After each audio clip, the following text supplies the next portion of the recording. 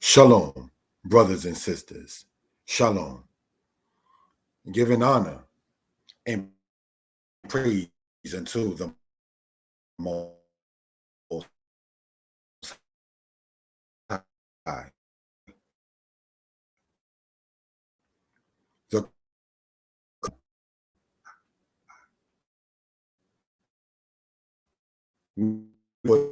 present to be long.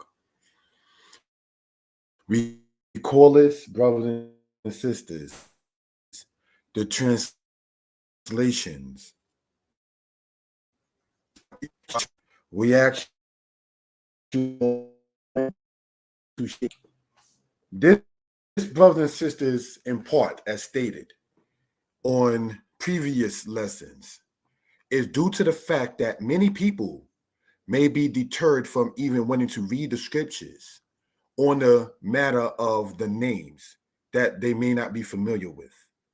So while many congregations of the house of Israel are going over the matter of the book of Genesis, we wanted to, brothers and sisters, go over the translation of the names, this being part 3.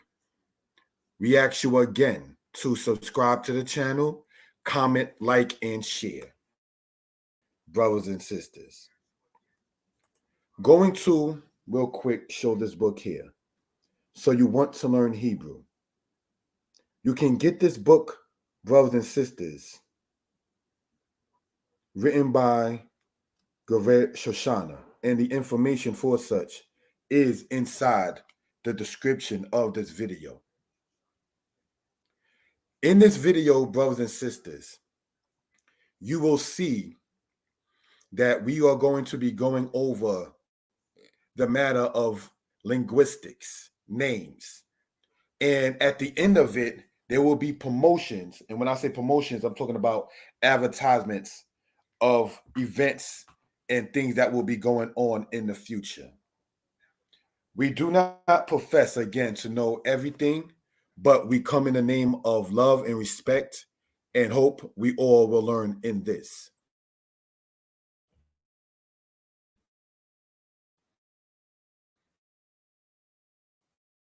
Without any of what we're talking about, for reference and edification purposes, we ask in hope and earth.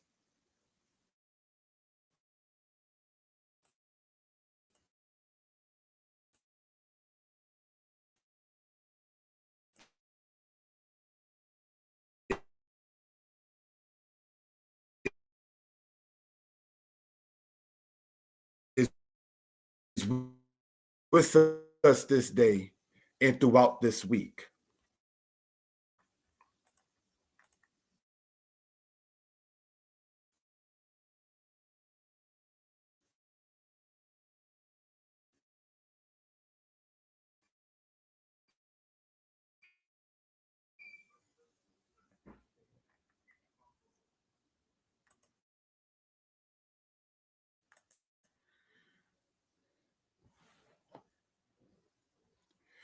Translation of the names in Genesis, part 3.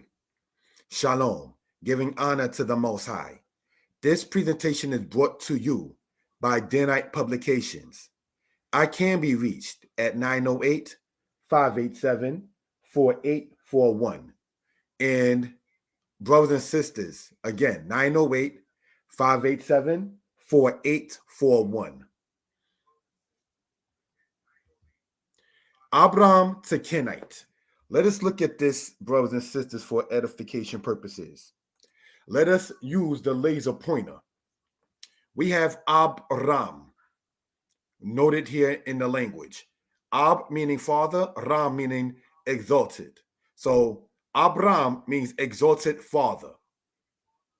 All right.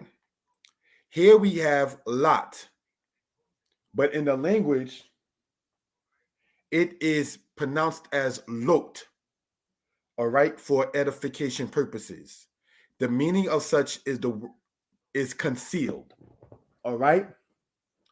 So here we have, going over the names in Genesis, Raphael. The meaning of that means powerful people. All right. Now, we want to point out that many of these names in the book of Genesis, they are written in what is understood as Hebraic characters or Hebraic phonetics. Yet, some of the names are not even Hebrew itself. All right. This is pointed out in a book that will be presented later in this presentation. Next, we have Ariak, said as Aryok. The meaning of it is lion-like. Next, we have Chedar le-Omer, said as Kadar le-Omer. All right. Now, what do we want to point out for those reading the language in this case? Let's look at this that's being highlighted, right? And then I'm going to circle it for reference purposes. Now, let's look. And then, again, we want to circle what we just highlighted and expound on it a little bit, if we will, right? Circle that part there and circle that part there. In here, you have, brothers and sisters, the matter of the kaf with the shawah, and then the third letter being the resh with the shawah. Why did I want to point that out? Is because when you have a shawah, when it's not the first letter, as in the case with the resh that we're pointing out here with the laser pointer, you join it with the sound that is previous to it. The sound that's previous to it is the quamats that is under the dalet, making a da sound. So it says dar, kadar, and then you continue reading the word, the lamet with the quamats, the ayin with the kolam, the mem with the segol, and so forth. We've pointed out on several matters that Hebrew had to, like the languages related to, vowels, whether they're written in or not. Because to date, there has been no one able to speak a language that has no vowels. So, yes, I personally have read books that stated Hebrew has no vowels, but we got to know not to be disrespectful, that the simple believeth every word, but the prudent looketh well to his going. It says in Proverbs, the simple believes every word, but the prudent looketh well to his going. So if I know that a vowel is a sound that is written, whether it is written or not, it still has sound. So that's how we know there must be vowels within a said language, because you cannot have a language without any vowels. Even if you say it's that's still a vowel. You understand? So let's go on and continue with this matter here. Here we have tidal, said in the language as tid-al. Now again, let's point this out real quick with the highlighter, right? You have here, brothers and sisters, the shawah with the dalet, and then again, being that it's in the second or third letter of the word, you join it on with the sound that's previous to it. You join it on with the sound that is previous to it. If there's any questions, please feel free to comment. Or if you're watching this after the live, then please feel free to comment inside the comment section or leave me a text at the number you see there. All right. Tidal meaning splendor. Then we have bira or bera, should I say, and that means gift. We have birsha. The word birsha means thick. All right. Next we have shin ab. Shin ab. Remember, ab is father. Shin means tooth. So shin ab would mean father's tooth or tooth of the father. All right. So this is what we want to point out for reference purposes. Here we see shemeber, said in the language as shem eber. Again, pointing this out with the shawah, shown here. Shem eber. Shem eber. The meaning of it is heroism. All right. And of course, the next one many of us are familiar with, we see here Melchizedek. Melchizedek means king of righteousness. Melech means king. Malak means to rule. Malchi means my king. Zedek means righteousness from the root word Zadok, which means to be right. So now looking at, say, Melchizedek, you can gain an understanding, brothers and sisters, that from that you can get certain verbs from such. Zedek meaning righteousness, Zadok meaning to be right. Malchi meaning my king. Then you have Malak meaning to rule or to reign. All right. So these are things we want to point out for reference purposes. And of course, as we see, it means king of righteousness. Next, we have here Kenite, Quaini. And it comes from the word quayin. The word quayin in this case means spear, like the weapon, spear itself. All right. So let that be pointed out for reference purposes. Kenite, Quaini. Now we want to emphasize something, and I want to highlight this in a different color. All right. This noon followed with the yod. And as we know, this noon here that I'm highlighting, that is a noon Sophie. Now let's look at what a brother is going to underline and emphasize on real quick with the time allotted. You got this noon here, right? Brothers and sisters, and that kirik with the yod shows possession. All right. We want to point that out for reference purposes. All right. 1 second, family. Thank you. Give me 1 second, please.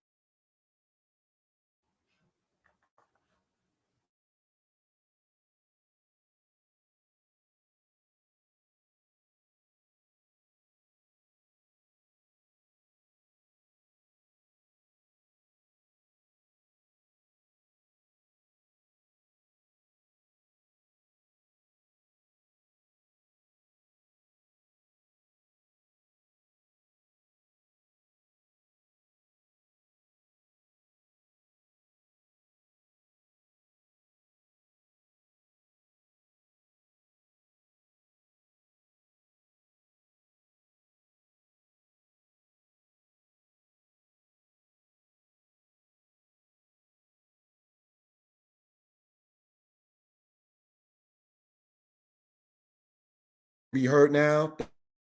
Thank you.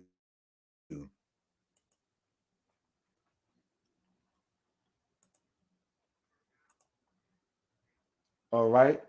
If I can be heard, give me a 1. Thank you for that. And I apologize for the mistake on that end. All right. So I guess I can be heard. Thank you. Truth be told. All righty. So let's continue on where we was at, right? This matter of showing with the laser pointer, right?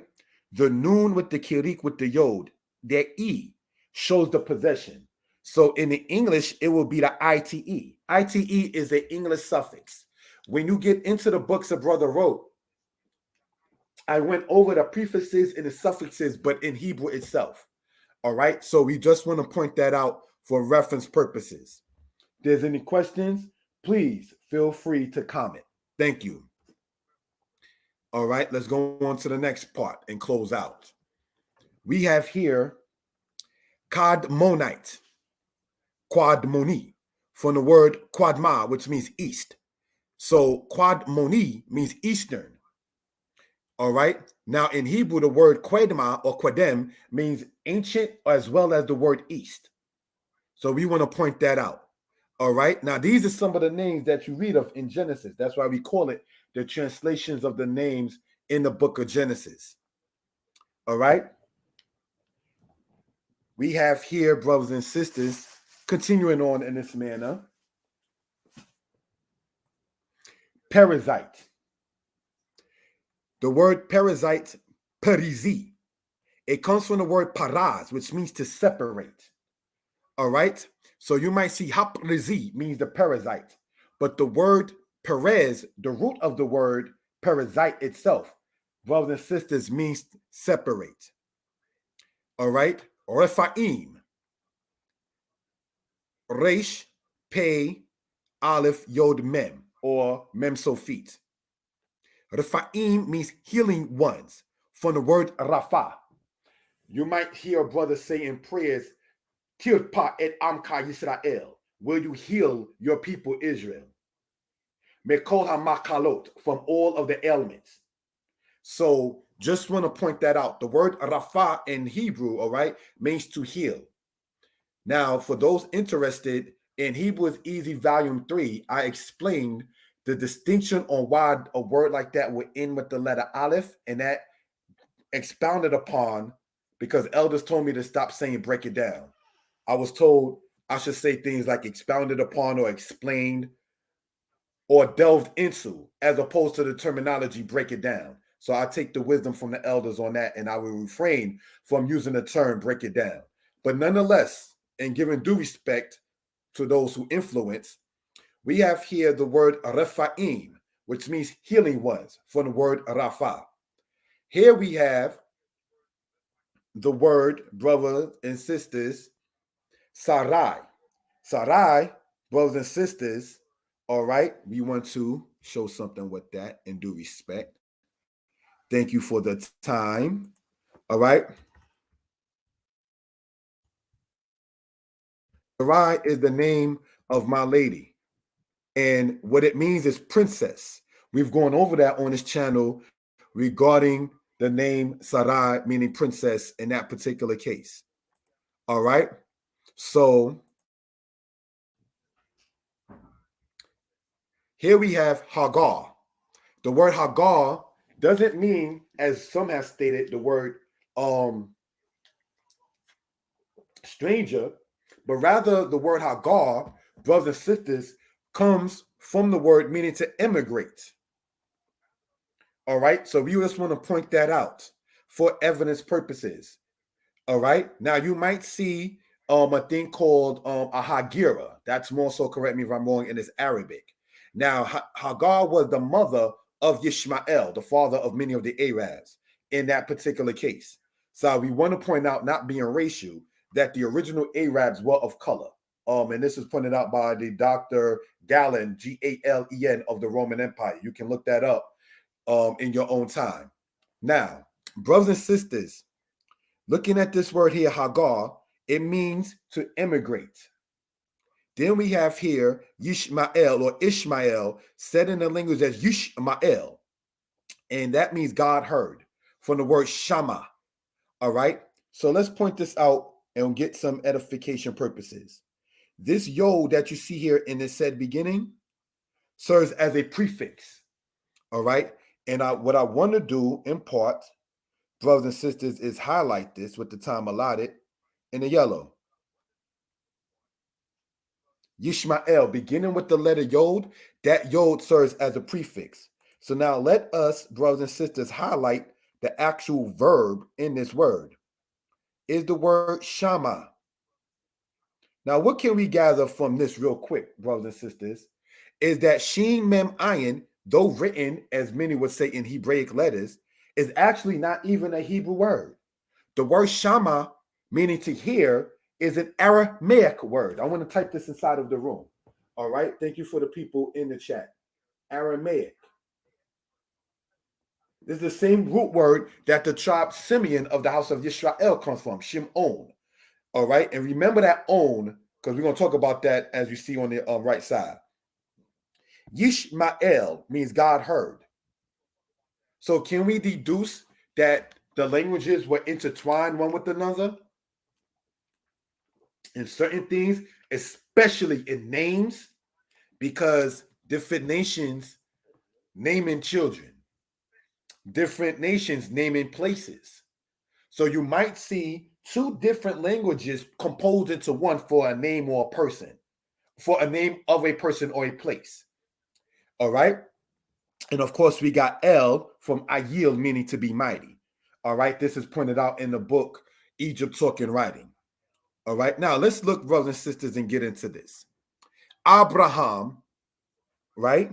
Let's look. We have here, for reference purposes, Abraham. I remember thinking about this as a kid and saying, well, okay, that means father of a multitude. And like many times, people have said that Raham must mean multitude, but it does not. And this is what we want to point out. All right. Now, as we know, just like the tribes of Israel, there is a physical meaning and literal meaning of the name and a spiritual meaning of the name. Take Jacob's name being changed to Israel, which we'll go over in more presentations concerning the translation of the names in Genesis. Yisrael does not mean literally he who has striven with God and man and survived. That's not what that word Yisrael means. Yisrael literally means El, God will contend. There's a reason why Jacob was given that name, and that's because he who striven with God and man and survived or prevailed. But there's a spiritual meaning, and then there's the literal meaning. So is it the same with this particular matter with the word Abraham, father of a multitude. Ab meaning father. The word Hamon means lots or many people. When it says lots, meaning a lot, like a lot over here, a lot over there, right? So now let's look. When we see Abraham, the own is not present, yet it is from the word Ham, not to be confused with Ham, the son of Noah, meaning many or a lot. So now, the word Hamon that we see here, and I'm going to circle it so we can see what we're talking about. Hamon means many people, right? Now, let's look at this circled with a different color. I want to use the blue, if we will. All right? And let's look for edification purposes, right?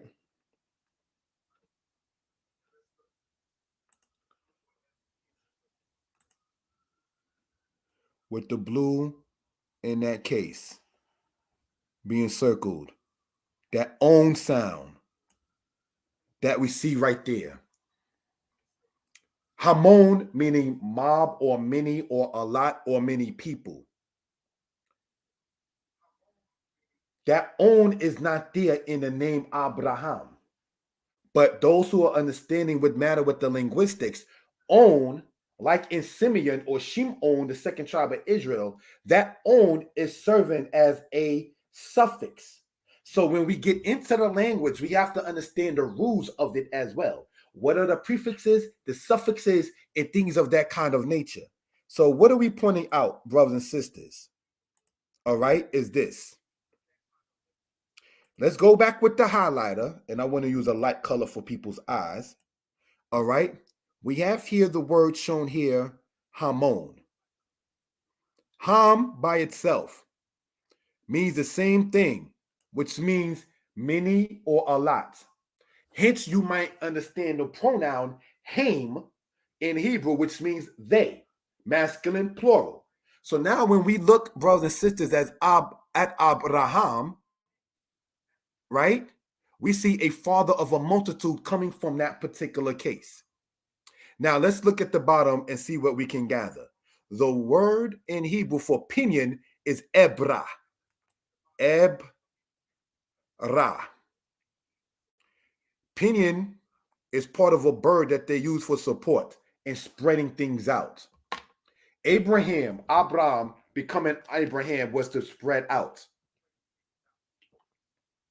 So we got to understand that in the name Abraham, you will have something that was normally inside of a suffix that was not there, and then the resh being in there from the Hebrew word for pinion, meaning that was spread about. So it's a compound word put together to make the name Abraham. It is not, brothers and sisters, from Abraham or Brahma or the Brahma, the god in India with their idol. That's not what that root comes from. No more than Yisrael, brothers and sisters, comes from Isis Ra'anel. So we want to point this out for edification purposes, getting into the root and the rules of a set language of a people. Let's continue. Save the date, buy the books. History Not for the Novice, Part 4. Sunday, November 27th, 2022, 9 p.m. We intend to go over the matter of Hebrew, more so in history with ancient Israel, but history not for the novice. I got that from a person and a brother that I know said, "Oh, brother, you don't teach for the novice." So I decided to do a series called History Not for the Novice. On the channel, Moria Lessons, Moria Shaya History Lessons, and Moria Shaya History Lessons 2. The brother who makes that particular flyer you see there on the left-hand side is a brother named Darwin Kwam. All right, I'm going to put his name in here. I'm going to take the liberty to do so. He does good artwork. Darwin Kwam. All right, he's the brother who does that particular artwork that you see on the left-hand side. What you see on the right-hand side, books by Vincent Hutchinson. I named in honor of my dad those particular books there. All right, $30 each for the Deuteronomy 28, From Assyria to America, Egypt Talking Writing, and From Assyria to America 2 is $20, and Israelite History as it relates to the world is $20. So together it's $130. You can get them all from me directly by contacting me for $100. You get all 5 of these books, and I don't take the money and not send the merchandise. I can be reached at 908-587-4841 or YYISRAEL22@yahoo.com. I'm going to put that in there. The email, YYISRAEL22@yahoo.com. All right? So, brothers and sisters, giving honor and praise unto the Most High, the Creator, the Maker of heaven and earth. We're going to go over one more slide and close out. Get them Hebrew books. These books, both are available on Amazon.com as well as BarnesandNobles.com. In Hebrew is Easy Volume 1, one will learn the alphabet, the vowels, and the pronouns. This is a basic book showing how Hebrew is easy. The reader will learn the beginning of verbs and the grammar associated with nouns. The price is $10. In Hebrew is Easy Volume 2, one will learn the aspect of the function of the letters, the object and subject pronouns, nouns and parts of speech, such as an adjective, conjunctions, prepositions, and prefixes. So these are things we want to point out in getting into this kind of thing. And you can go on Amazon and get the books, Hebrew is Easy Volume 1 and or Hebrew is Easy Volume 2. And in Hebrew is Easy Volume, there is a playlist of videos that you can type in and see how the book can be followed by videos that are on the channel when you go into that particular case. So I give due respect and benevolence to the Most High, the Creator, the Maker of heaven and earth, Yah Elohim. Subscribe to the channel, brothers and sisters. I'm open to constructive criticism. On a human level, I want to give a shout out to my lady, and I want to show her work that she put in helping people in this earth. And what do I mean by that? In being an author, brothers and sisters. Understandable, everybody may not be an author. To my knowledge, Jeremiah was not an author. Though we have a book called Jeremiah. It was written by Baruch. Jeremiah, and before him, Isaiah talked about his recorders. So everybody that you see, even with a name on a book, it may not be the author. Nonetheless, in this book here, my lady is the author of this book we're going to show. All right? She actually did write it in that case. So I just want to point that out for reference purposes. All right? And let's close out in this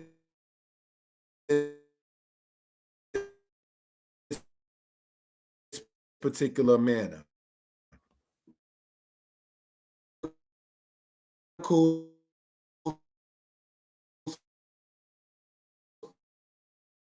Of Black, and you can get this book also on Amazon. Thank you for the time. Shalom, brothers and sisters.